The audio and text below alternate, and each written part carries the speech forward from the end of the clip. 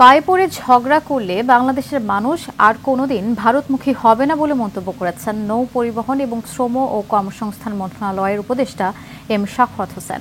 সকালে চাঁদপুর নির্মিত আধুনিক নৌবন্দর পরিদর্শন শেষে সাংবাদিকদের প্রশ্নের জবাবে তিনি এই মন্তব্য করেন।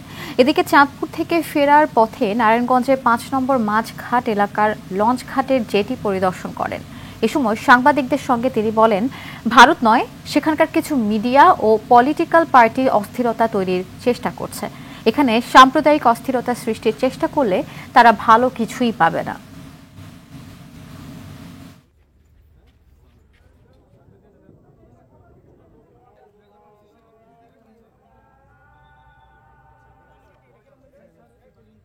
আমাদের প্রতিবেশীদের সাথে শান্তিতে থাকতে চাই, কিন্তু ওনারা যদি পায়ে পড়ে ঝগড়া করেন তাহলে বাংলাদেশের লোক তো আর কোনোদিন ওই দেশমুখী হবে না। কাজেই আমি মনে করি না যে ভারতের সরকার এ ধরনের কোনো এগুলো মিডিয়া আছে, কিছু পলিটিক্যাল পার্টি আছে যারা ইলেকশন করবে, তারা মনে করে এগুলো করে তারা ভোট টোট পাবে, হয়তো তাদের ব্যাপার।